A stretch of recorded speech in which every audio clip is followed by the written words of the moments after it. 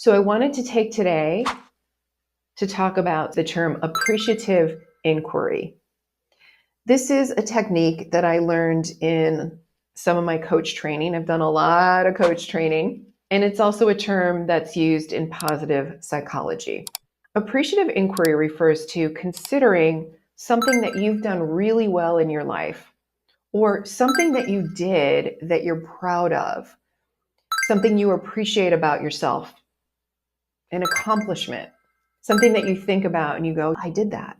But I'm going to contradict myself now too. It doesn't have to be an accomplishment. It could have been something you tried and it didn't work out, but you're proud of yourself for trying and the steps that you took along the way. And it just turned out this wasn't the right thing for you at that time. So it's appreciative inquiry and it's self-inquiry. I'm inquiring within my own mind, within my body, within my power about something that I appreciate that I've done in the past. And I want to give you an example of that for myself. In 2014, I was diagnosed with breast cancer and I had a bilateral mastectomy and everything went really well. Thankfully, I had great doctors. I had great people caring for me, wonderful insurance. I mean, I was super fortunate on that front and I'm fine today.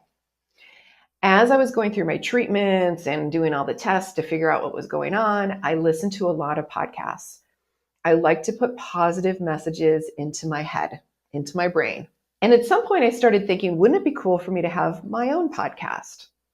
But I don't know how to do that. And who am I to do that? And I'm not going to go into how I actually went step by step and created the podcast. And trust me, there were a lot of steps to it, but I eventually did.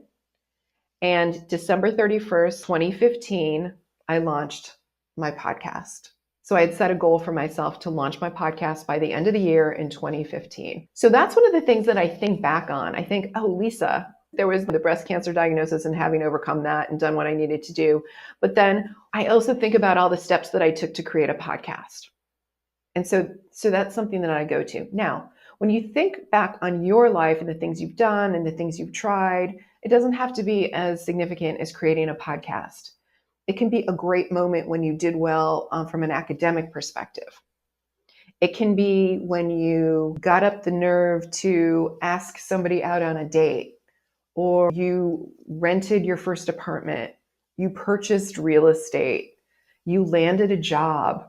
Or if you didn't land a job, you did a great job in an interview. You performed really well in an interview, even if you didn't get the job. So think back on your life on something that you did really well. And think about what steps did you take to achieve that thing? And how did you prepare for that?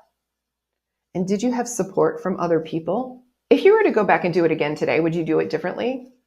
If you appreciated the insights in this video, subscribe to the channel and you'll be among the first to see new videos when they drop.